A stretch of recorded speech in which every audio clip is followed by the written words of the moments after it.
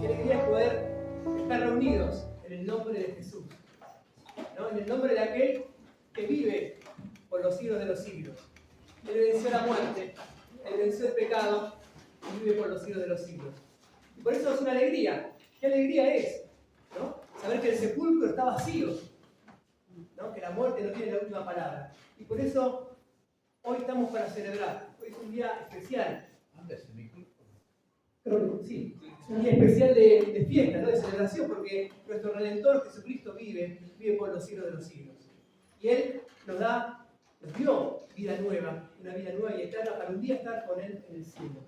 Así que yo los invito a ponerse de pie para empezar a alabar al Señor, nuestro Redentor, que murió en la cruz. Y el viernes recordamos especialmente su entrega en la cruz por amor a nosotros. Y hoy recordamos, como recuerda la Iglesia, hace siglos, todos los días, recordamos los siglos de Dios, la resurrección de Jesús, que Él vive y vive para darnos una vida nueva. Así que vamos a cantar esta canción que dice: tu nombre levantaré, me deleito en adorarte. Te agradezco que en mi vida estés, que vinieras a salvarme. Dejaste el trono, ¿no? Descendió del trono, de la zona de comodidad, ¿no? Y me deuda pagar, desde el cielo a la cruz, pero de la cruz a la tumba, y de la tumba a tu trono, porque el Señor no quedó en el sepulcro está vacío, nuestro Redentor vive. Y por eso lo adoramos y alabamos en esta mañana. Así que los invito a cantar este coro que dice: tu nombre levantaré.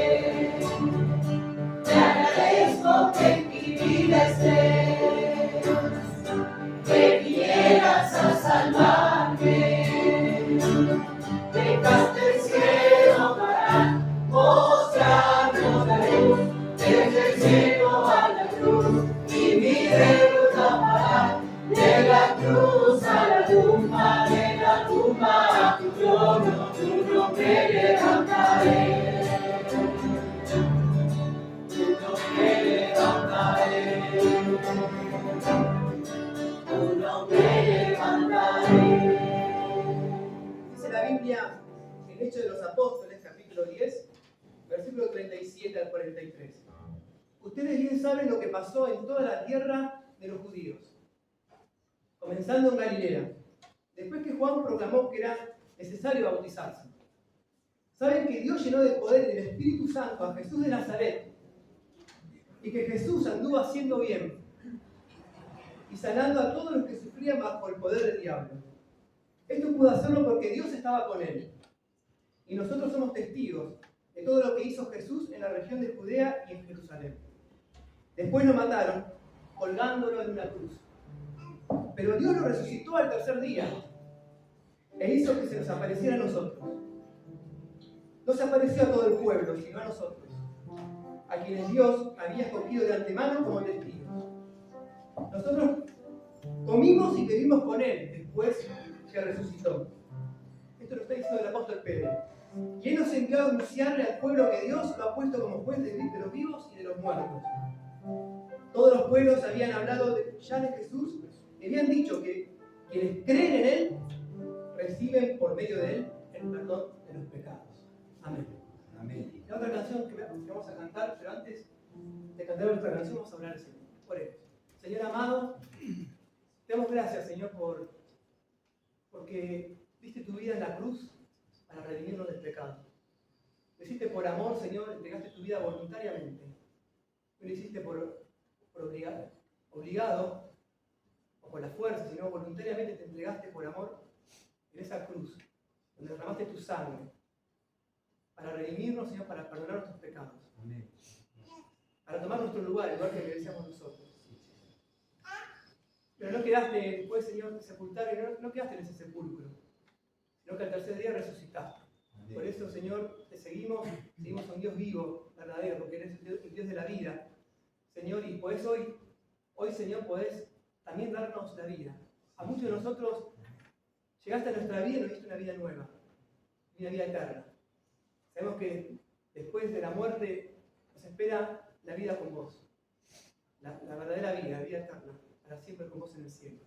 Pero, Señor, si acá hay aquí hay una amiga, una persona que todavía no confía en ti, no creyó en ti, no cree en vos, en tu sacrificio, que hoy pueda seguir pensando, escuchando tu palabra y pueda entregar su vida a ti, Señor, y pueda también tener esta vida nueva y eterna para un día estar en el cielo con vos para siempre. Amén. Señor, te pedimos que bendigas esta reunión, que bendigas tu palabra, que va a ser entregada y que nos ayudes a poder entenderla y a vivirla. Amén. En el nombre de Jesús. Amén. Amén. Y este coro que vamos a cantar dice: alabaré al Señor. Dice: recordaré aquella cruz donde sangró y murió Jesús. Heridas que por mí sufrió su pecado Salvador. Pero sigue el coro, y después nos habla de que al tercer día, al tercer amanecer, un amanecer, no del domingo, un gran estruendo se escuchó. ¿Dónde está muerte tu aguijón? Cristo Jesús resucitó, Él venció la muerte. Nosotros podemos vencer la muerte unidos a Él. Amén. Vamos.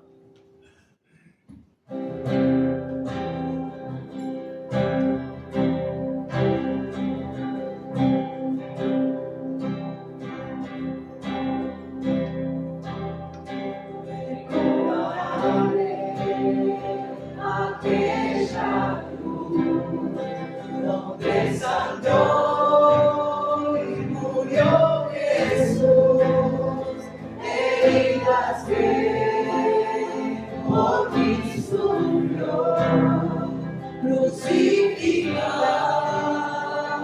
Salvador.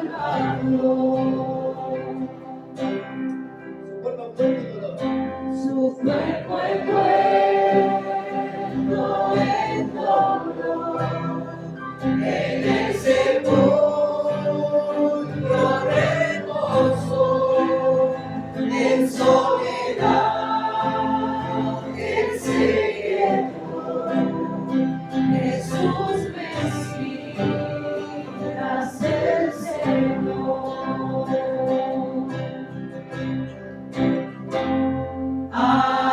Alabaré al Señor mi Dios, tu nombre yo proclamaré y eternamente te cantaré, Señor, Señor mi Dios.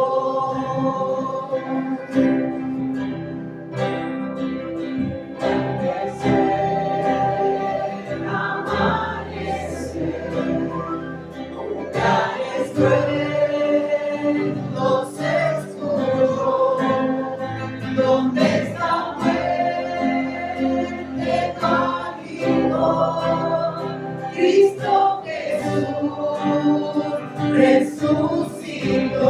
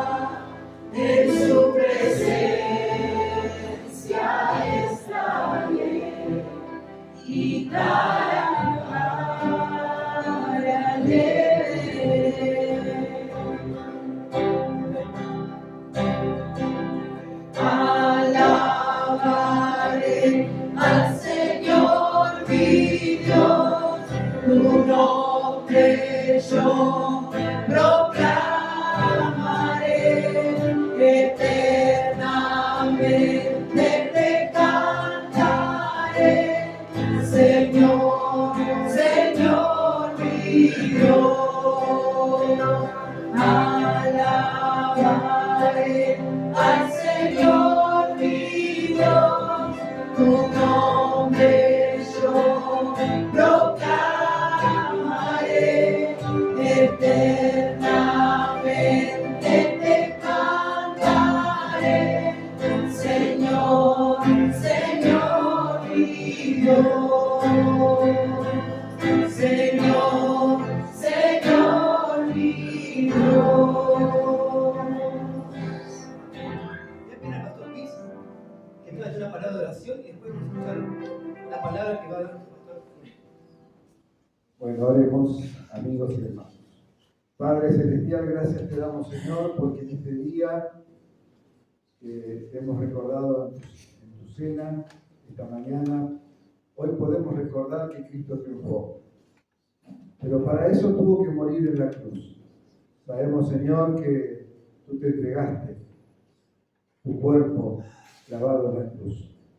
Tu sangre fue derramada y, Señor, fue puesto ese cuerpo en la tumba. Y las mujeres preguntaron, le fue dicho, ¿por qué buscáis entre los muertos hasta al que vive? Gracias, Señor, porque Cristo vive y vive en nuestros corazones. Y hoy se va a hablar de que Cristo ha resucitado. Y la obra es el plan de salvación. Que tú bendigas a nuestro hermano Néstor, que al entregar tu palabra sea de bendición para un alma que lo tiene a Cristo en su corazón. Y también, Señor, para los hijos de Dios recordar ese momento tan glorioso. Porque Él vive, nosotros viviremos. Gracias, Señor. Alabado seas en el nombre de Cristo Jesús. Amén. Amén.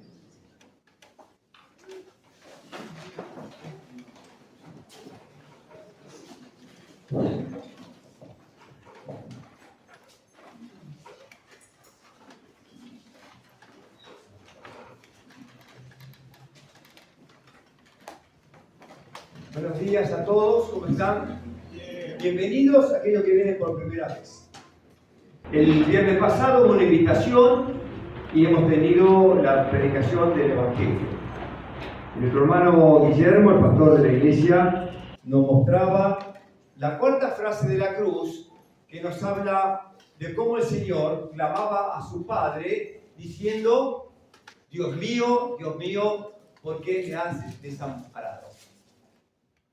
Y bien decía nuestro hermano, ¿tenía respuesta a esta pregunta? ¿Tenía respuesta? Los hijos de Dios podemos decir sí, Señor, tiene respuesta. El Padre te desamparó a ti para ampararnos a nosotros.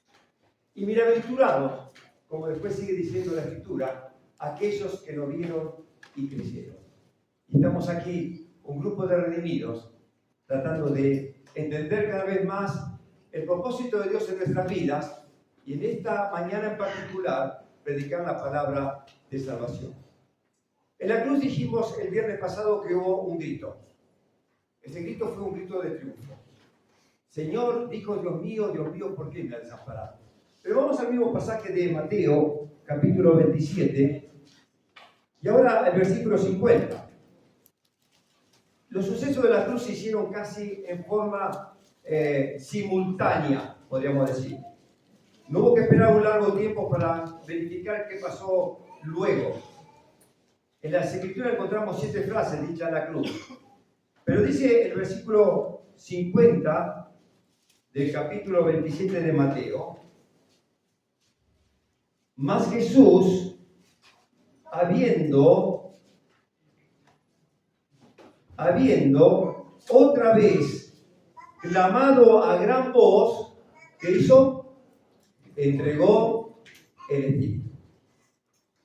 ¿Cuál es este grito del Señor? Yo encuentro en palabras de Lucas.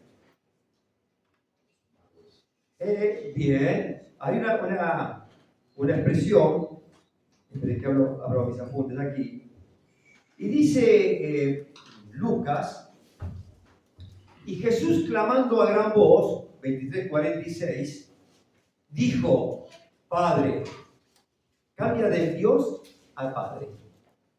Dice: en tus manos encomiendo mi espíritu. Y habiendo dicho esto, expiró. Evidentemente, hay dos frases que omite Mateo, que son las frases septengo, cuando le acercan una esponja con vinagre, y dice que después de haberla bebido, el Señor dijo, consumado es. En tu mano entregó mi espíritu. Lo dicen de distintas maneras.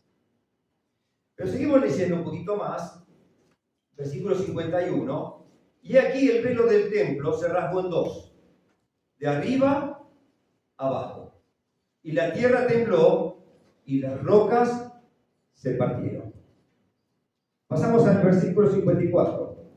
El centurión y los que estaban con él guardando a Jesús, visto el terremoto y las cosas que habían sido hechas, temieron en gran manera y dijeron, miren la expresión del centurión, un hombre acostumbrado a las groserías, a la crueldad, a la muerte, dijo, verdaderamente, este era el Hijo de Dios.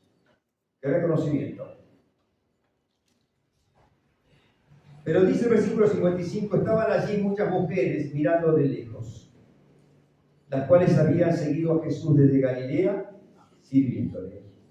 Entre las cuales estaban María Magdalena, María la madre de Jacobo y de José, y la madre de los hijos de Zebedeo. Una mención que hicimos el viernes pasado, y lo vuelvo a recalcar en esta mañana. Su último grito en alta voz no fue como el de un moribundo. Marcos hace notar que este gran grito hizo una impresión profunda en el centurión. Hay un antiguo himno cristiano que decía, no fue la muerte la que se acercó a Cristo, sino Cristo a la muerte. Nosotros sabemos el día que vamos a morir. ¿Usted sabe el día que va a morir?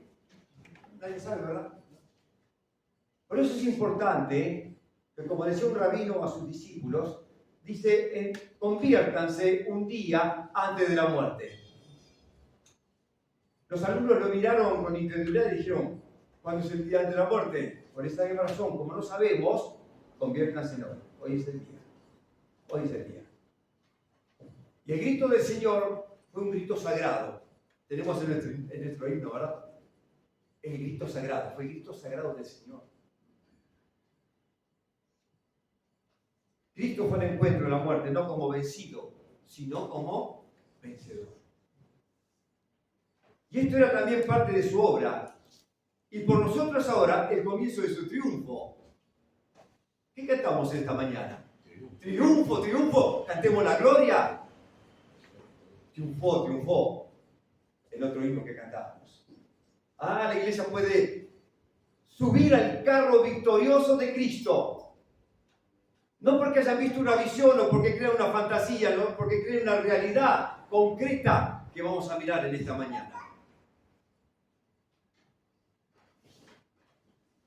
Ahora comienza su triunfo en la iglesia y con esto, de acuerdo a la peculiar expresión de Juan, Juan nos muestra ahí, y habiendo inclinado la cabeza, entregó su espíritu.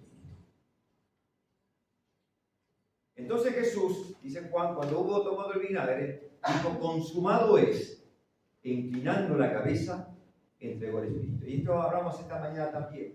La palabra consumado ahí, tetelestai. ¿Qué significa esto? Una obra completa. No hay necesidad que se haga otra obra, y para siempre.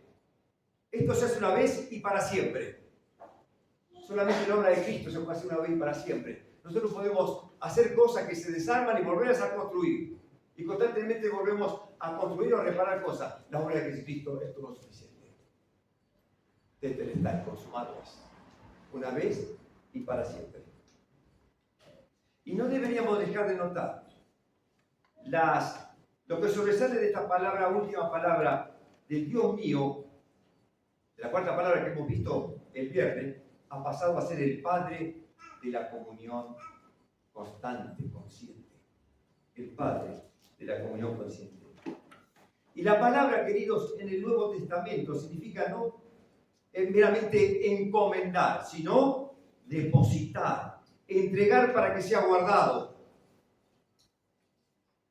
El que al morir, o más bien, al ir al encuentro de la muerte, él escogiera adaptar estas palabras del Salmo Creo que es el Salmo 32. Y es algo que la iglesia debe estarle profundamente agradecida. Él la dijo para su pueblo en su doble sentido, en favor suyo, a fin de que ellos pudieran decirlas. Y para ellos, para que ellos pudieran también repetirlas después de él. ¿Cuántos son los que a través de la historia han reposado su cabeza en esta almohada al ir al descanso de la eternidad? Alguien escribió que estas palabras dijo, sus últimas palabras, Policarpo, aquel hombre que se menciona en la tercera carta de Apocalipsis, de Bernardo, un gran hombre de Dios, de Jas, que en el medievo fue quemado en la hoguera, de Martín Lutero y de aquel comentarista bíblico Melanchthon. Y son también para nosotros las palabras de despedida más dulces posibles. Pero seguimos con el relato y vemos en el versículo 57 de Mateo, cuando llegó la noche, vino un hombre rico de Arimatea, llamado José, que también había sido discípulo de Jesús. ¿Cómo estaba Jesús en esta hora de la noche o del atardecer? Estaba muerto. Jesús murió. Y no queda duda de esto. Queridos, los soldados romanos y todo lo que en la corte que estaba ahí alrededor no eran gente ignorante. Eran gente que se cercioraba de las cosas que habían sucedido así. Hermanos, enemigos de Jesús, estaban convencidos que también había muerto. Por eso tramaron después delante de Poncio Pilato, diciéndole, queremos una guardia, no sé cosa, que roben el cuerpo muerto y digo que resucitó. Eso también creía que estaba muerto. Y su discípulo también. Dice un hombre rico de Arimatea llamado José, que también había sido discípulo de Jesús. Este fue a Pilato y pidió el cuerpo de Jesús. Entonces Jesús mandó que se le diese el cuerpo. Y tomando José el cuerpo, lo envolvió en una sábana limpia y lo puso en su sepulcro. El sepulcro de José era nuevo. No lo hubiera, porque estaba vivo, por supuesto. Que había labrado la peña. Y después de hacer rodar una gran piedra, a la entrada del sepulcro se fue. Y otra vez. Y estaban allí María Magdalena y la otra María sentadas delante del sepulcro. Después de la muerte del Señor Jesucristo, se produjo la mayor crisis religiosa de la historia. Entraron en juego, por una parte, la satisfacción judía. ¿En qué consistía esta satisfacción? Bueno, que por fin, al fin y al cabo, hicieron desaparecer a Jesús, el profeta de Galilea. Y por otra parte, estaba la confusión de los discípulos, que hasta ese momento, antes de la cruz, estuvieron seguros que iba a redimir a Israel de la opresión extranjera. Pero con todo esto, aún queda por consignar otra escena. Pilato fue el que interrogó a Jesús antes de entregarlo a la muchedumbre, que decía, ¿qué haré con Jesús?, preguntó Pilato, porque no encuentro nada que sea para pena de muerte ni para ser castigado. ¿Qué haré? Y ahí pusieron a dos personas, a Jesús y a Barrabás, para que el pueblo eligiera. Hermano, esto ha seguido a lo largo de la historia, ¿verdad? A veces el pueblo elige lo peor. ¿Qué haré con Jesús? Crucifícale, crucifícale. No queremos que este reine sobre nosotros. Que su sangre sea sobre nosotros y sobre nuestros hijos. Terrible confesión que pagaron muy caro el pueblo judío, el pueblo de Israel. ¿Y qué hizo Pilato? Pilato, en lugar de hacer justicia, ¿qué hizo? Se acomodó en la política. Hizo lo políticamente correcto. Lo entregó al pueblo. Pero ahora Pilato se encuentra con un pedido especial. Vuelven a ir a Pilato. Y se le hizo a Pilato otra extraña súplica. Era de una persona, al parecer, bien conocida. Dice San Marcos que era un hombre, José de Arimatea, un hombre no solo de riqueza y reputación, sino cuyo porte noble correspondía a su condición social. Y que era conocido, José de Arimatea, como un hombre justo y bueno. Y hemos leído en la Escritura, vino José de Arimatea, miembro prominente del concilio, que también esperaba el reino de Dios. Y llenándose de valor, entró a donde estaba Pilato y le pidió el cuerpo de Jesús. Qué importante mirar un poquito estos personajes que nos muestra la Biblia. No podemos entenderlos mucho, pero nos damos cuenta, ¿verdad?, de lo que pasa con Arimatea y a veces nos pasa a nosotros. Somos hijos de Dios, pero lo hacemos en secreto. Muchos no lo saben. Hasta que un día, por circunstancias muchas veces desfavorables, hacemos abiertamente confesión de nuestra fe en Jesús. Y podemos de esta manera predicar de quién es Jesús para cada uno de nosotros. Así lo hizo José. José era un miembro del Sanedrín que no había consentido ni en el consejo ni en el acto de sus colegas. Aunque en secreto por miedo de los judíos, era un discípulo de Jesús. Es en contraste con este temor que Marcos nos diga que habiéndose armado de valor, fue a Pilato y le pidió el cuerpo de Jesús. ¿Qué fue lo que le impresionó al gobernador Pilato? Aparentemente, sus pensamientos comenzaron a profundizarse más con respecto a Cristo. En primer lugar, porque se había asombrado de que el que estaba en la cruz ya estaba muerto. Y para cerciorarse de esto, ¿qué hace? Le dice al centurión, ¿es verdad que Jesús murió tan rápido? Porque los muertos en cruz, los crucificados en cruz, pueden estar días y días ahí, viviendo una tortura realmente inimaginable. Y puede ser que haya escuchado del centurión la misma palabra que hemos leído, que exclamó al pie de la cruz: Gobernador, verdaderamente este es el Hijo de Dios.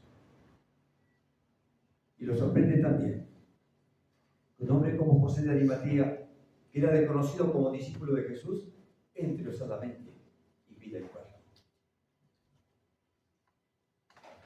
Así, bajo circunstancias muchas veces en extremo improbables y desfavorables, su temor se convirtió en osadía. Y el que por miedo de los judíos se había abstenido a hacer confesión abierta y franca de su discipulado durante la vida de Jesús, no solo confesó serlo del Cristo crucificado, sino que dio el paso atrevido y decidido ante los judíos y los gentiles en relación con su fe. Así la prueba, queridos hermanos, da lugar a la fe. Y es maravilloso, porque a veces preguntamos ¿por qué la prueba? Para probar nuestra fe. Y aquí fue probada la fe, una vez más, de José.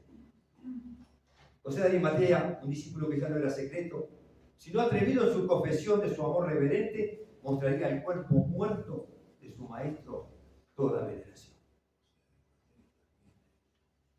Era viernes por la tarde, cuando Cristo fue crucificado, y el sábado se acercaba. Era el sábado muy especial, era el día de reposo, era la Pascua. No podían quedar los cuerpos colgados en la cruz, tenían que bajarlos y acelerar su muerte.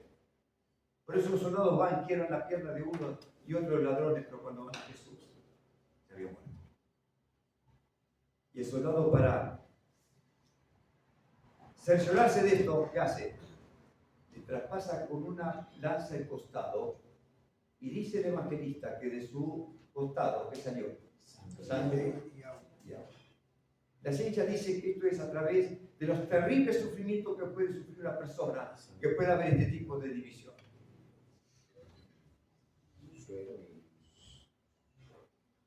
La cruz, hermanos, había sido bajada y colocada sobre el suelo. Los clavos arrancados y se habían soltado las cuerdas. José de Arimatea, con los que lo ayudaban, envolvió el sagrado cuerpo no en un trapo que encontró por ahí. Era tanto la devoción que tenía sobre el maestro que dice la Biblia, en un lienzo limpio de lino. Porque para el Señor siempre queda lo mejor. Y rápidamente lo llevó a la tumba excavada en la roca en su huerto.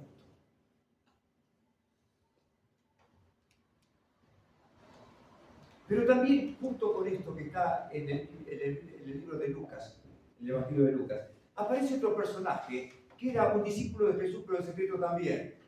Nico. ¿Sí? Los chicos le llaman Nicodemo. ¿Quién era Nicodemo? Pertenecía al cuerpo colegiado de los fariseos. ¿Era un hombre que conocía las Escrituras? Sí, las conocía. Podía dar cátedra de las Escrituras, podía enseñar, era venerado por el pueblo, sin embargo tenía muchas dudas en su corazón. ¿Cómo es posible esto? Jesús habla de una manera que lo dejó asombrado, y fue de noche, para no ser visto. Y ahora Nicodemo aparece ahora abiertamente, no en secreto, y dice la Escritura que lleva un compuesto de mirra como de 100 libras. Y cuando hablamos de mirra, nos acordamos del regalo que llevaron aquellos sabios a la cuna del Señor, ¿se acuerdan? Oro, incienso y mirra.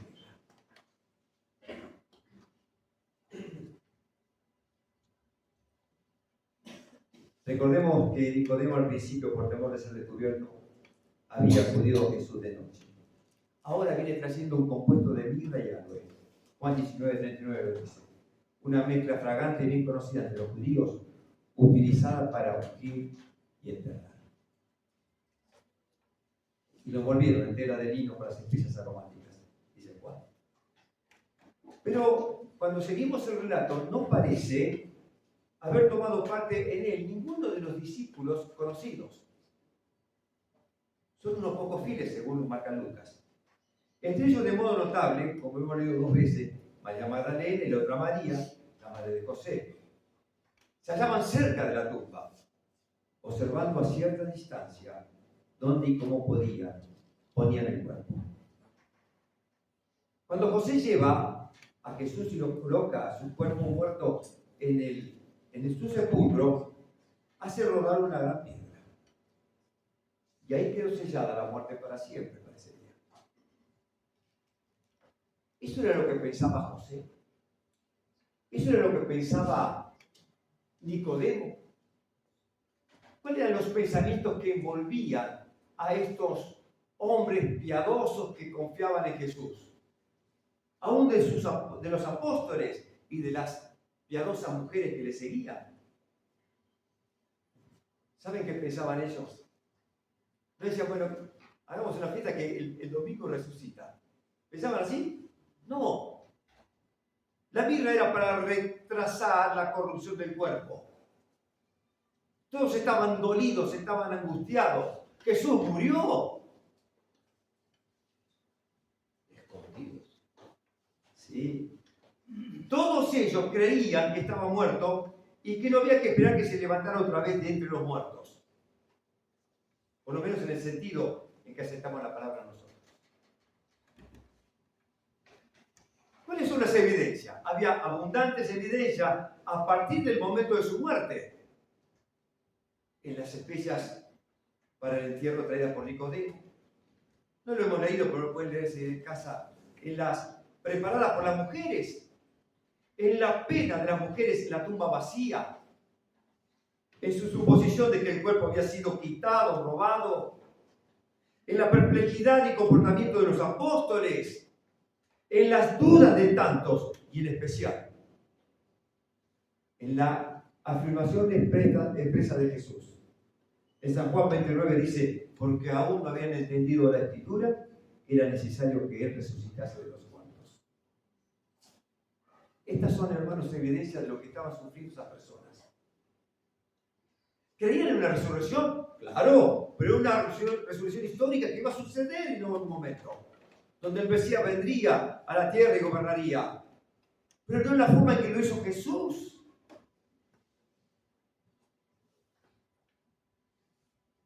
El domingo de Pascua, conocemos. Dice Mateo 28:5 a las mujeres que fueron allí y encontraron la tumba vacía. Mas el ángel dijo a las mujeres: no tengan miedo. Sé que ustedes buscan a Jesús, el que fue crucificado. No está aquí, pues ha resucitado. Tal como dijo, vengan a ver el lugar donde lo pusieron. Luego vayan pronto a decirles a sus discípulos: Él se ha levantado de entre los muertos y va delante de ustedes a Galilea. Allí lo verán. Ahora ya lo saben. El que fue el anuncio angelical. Ustedes buscan a un Jesús muerto, no lo van a encontrar. Se puede encontrar el cuerpo de muchos seres que han hecho historia, que han marcado la historia de la humanidad. Y usted puede encontrar su mausoleo, su tumba, algún epitafio en algún cementerio. Pero de Jesús no está el cuerpo. ¿Por qué? ¿Dónde lo escondieron? Lo ha resucitado. Imagínense el asombro de las mujeres. Queridos, Cristo vive, Cristo no está muerto. Esta es una evidencia de que Jesucristo había resucitado. El otro lo vemos muy brevemente en el pasaje de Lucas, capítulo 24, todos lo conocemos, ¿verdad? Léanlo en sus Biblias. Luego, había 2 discípulos de Jesús que dejaron Jerusalén, iban hacia Emaús y estaban consternados de lo que había sucedido y se acerca un forastero. Dice: ¿de qué cosas hablan ustedes? No conocen lo que pasó. De Jesús Nazareno, que nosotros creíamos que iba a liberar a Israel de la opresión extranjera. Dice que este forastero comenzó a hablar de las Escrituras. Las Escrituras dicen esto, esto y esto, hasta que se cumplió esto. Pero ellos, a pesar de todo lo que él hablaba, no se le abrió el entendimiento. Y el Señor va con ellos y hace como que sigue de lado. Y ellos saben que le dijeron: quédate con nosotros. Me encanta esa expresión. Queridos hermanos, Jesús nunca va a seguir de largo. Tuve la intención, pero se va a quedar. Digámosle: quédate con nosotros, Señor. Te necesitamos. Sin ti nada podemos hacer. Como dijo en Juan 15, porque lejos de mí, nada puedes hacer. Entonces, dice Lucas, le fueron abiertos los ojos y le reconocieron. Pero él desapareció de la presencia de ellos. Y se dijeron el uno al otro: ¿no ardía nuestro corazón dentro de nosotros mientras nos hablaba en el camino cuando nos abría las Escrituras? Le ardía el corazón, pero como bien decía que con la mente no funcionaba. No lo podían comprender, no lo podían entender. En el llanto de una mujer, María de Magdalena, es un pasaje que me emociona. Estaba sola al costado de la tumba donde fue colocado el Señor. Yo me imagino la escena. Dice que María mira hacia adentro de la cueva y ve a 2 seres que le preguntan a María: mujer, ¿por qué lloras? ¿A quién buscas? ¿Por qué se han llevado a mi Señor y no sé dónde le han puesto? ¿Cómo lloraba María, no? Porque se cumple lo que dice el Señor: a que mucho se le perdona, mucho ama. 7 demonios fueron sacados de su cuerpo y era una seguidora del Señor. Y se acerca una persona y dice: mujer, ¿por qué lloras? ¿Qué buscas? Puede ser que esas personas aquí que tengan el corazón quebrantado, que las circunstancias y la vida le han hecho entristecer, llorar, porque muchos de sus planes y proyectos se han caído, porque no es comprendida, porque no son comprendidos, y está llorando, y el Señor dice: ¿por qué lloras? ¿Por qué lloras?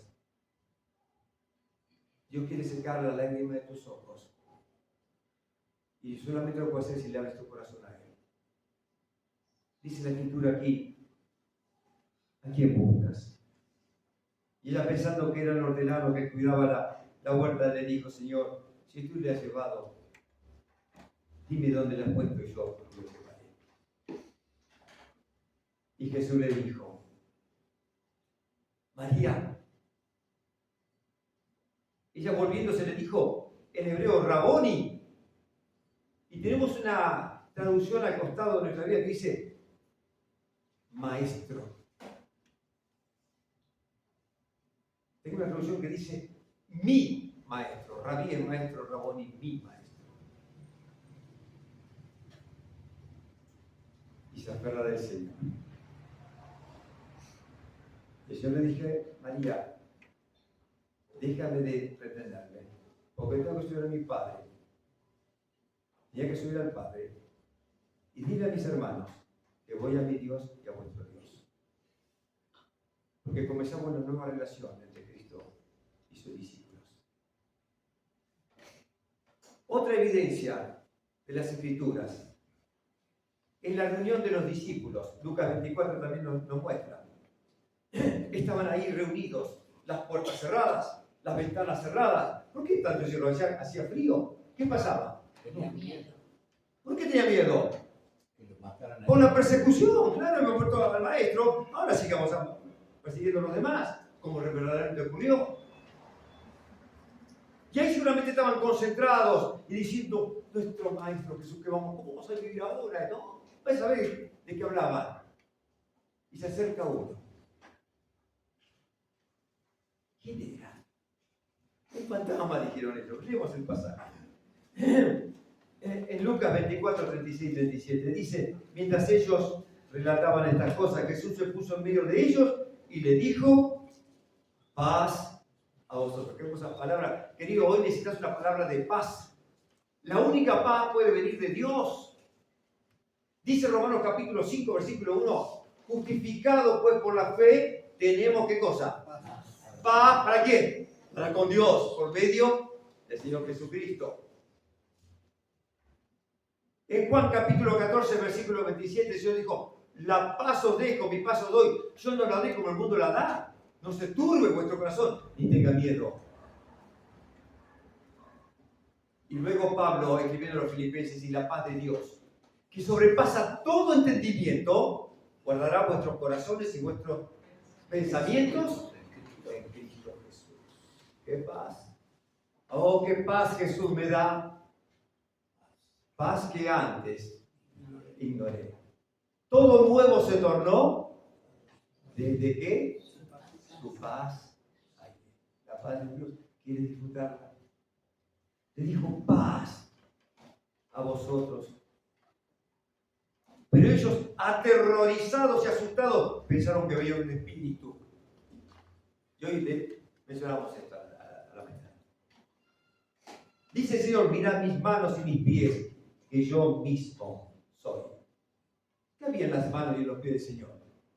Las marcas de... Sería fresca todavía, ¿verdad?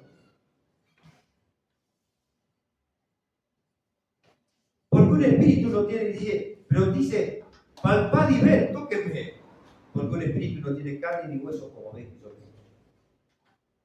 ¿Cómo pasó el Señor a estar en la congregación? ¿Cómo hizo? Estaba todo cerrado, la ventana cerrada. Había un huequito donde pasó. El cuerpo glorificado del Señor puede cruzar la materia. Es algo un misterio, hermano querido. Pero Dios todo lo puede hacer. Yo puedo hacer todo aún de cambiar mi vida, que es tan difícil de cambiar. Dios, con mucho trabajo, porque le damos trabajo, la puede cambiar. Una vida nueva, una vida diferente, como hemos venido diciendo.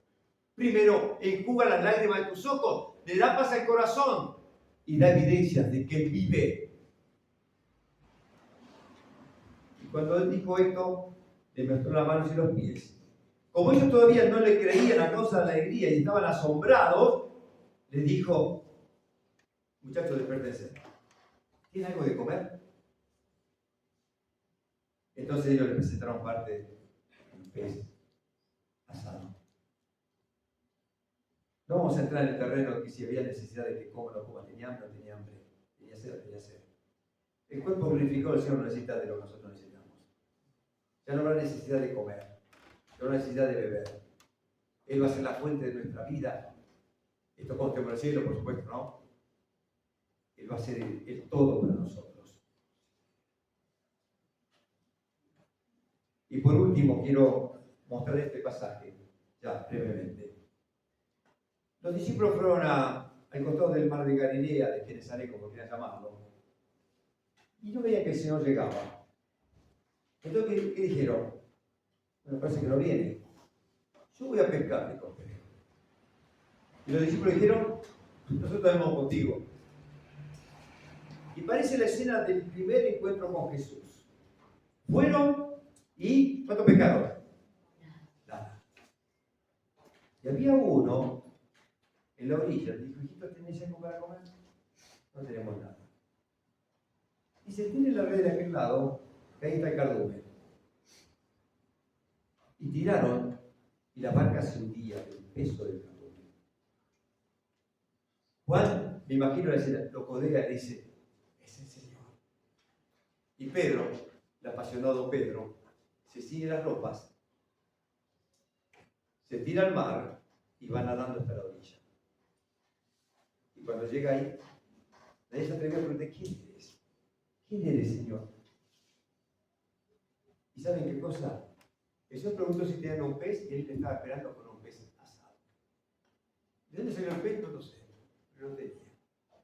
Y así sus discípulos se alegraron del manjar que el Señor tenía preparado. Y restaura la comunión de Pedro y también lo restaura en el colegio apostólico. Y por último, dice Pablo, se apareció a más de 500 hermanos a la vez. Ante estas evidencias, no hay forma de defraudar, ¿cómo se dice?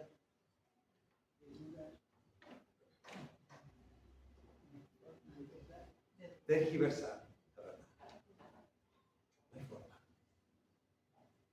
Hay muchos detractores que pueden decir cualquier disparate, pero acá hay evidencia. Ellos no estaban esperando que Jesús resucitara. Y Jesús resucitó.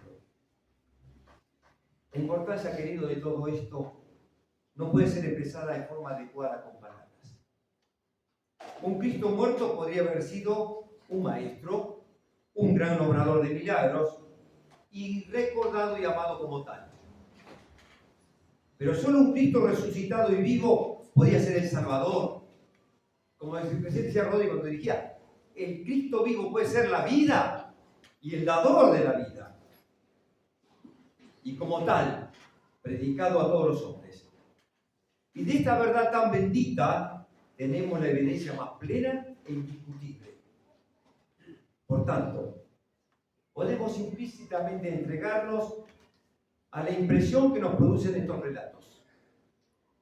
Y más aún, a la realización de este hecho, el más sagrado y más bendito. Este hecho es el fundamento de la Iglesia. La inscripción, escribió alguien, en la bandera de sus ejércitos, la fuerza y consuelo de todo corazón cristiano y la gran esperanza de la humanidad. El Señor ha resucitado verdaderamente. ¿Lo crees? Aquellos hombres, ¿saben qué? Hubo un único en su vida. Estaban escondidos, salieron abiertamente. No tenía miedo. Una visión no te da la fortaleza. Vieron al Cristo real, al Cristo vivo, y creyeron en lo que Él había dicho y en su promesa. Un día volveré. ¿Cuándo vendrá Cristo? En cualquier momento. ¿Dónde te encontrarás si viene Cristo a buscarnos? ¿Irás con Él o te quedarás aquí?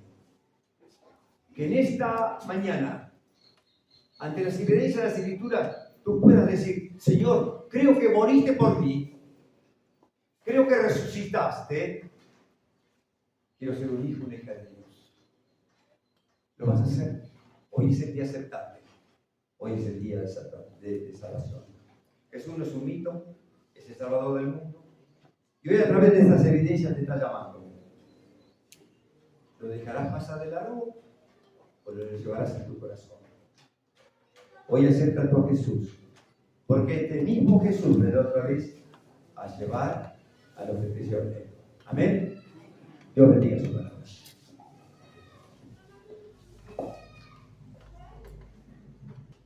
Cuando el Señor moría en la cruz, ¿cuántos creyeron en Él? ¿O alguien se creyó en Él, en la resurrección? Muy bien, ¿quién dijo el ladrón? Muy bien, claro, uno solo. Como decía Ernesto, ninguno de sus discípulos, todos fueron a buscar un cadáver. María Magdalena fue a buscar un cadáver, no a Jesús resucitado. Pero miren, el ladrón, uno de los ladrones crucificados, creyó en el Señor. Porque el Señor, de las 7 palabras, la primera fue una oración. Y esa oración lo llevó a la salvación. Y él le dijo, acuérdate de mí cuando vengas en tu reino. Por lo tanto, estaba creyendo en la resurrección del Señor. La segunda pregunta. ¿Cuál es la demostración? Ernesto lo dijo, pero a ver si... ¿Cuál es la demostración más cabal de la resurrección del Señor? Ustedes vieron que, por ejemplo, inventaron un cuento de que, digamos que los discípulos vinieron, lo robaron y habrán tirado el cuerpo por otro lado. ¿Cuál es la prueba más contundente de la resurrección? El cambio de sus discípulos. Estaban todos escondidos, muertos de miedo.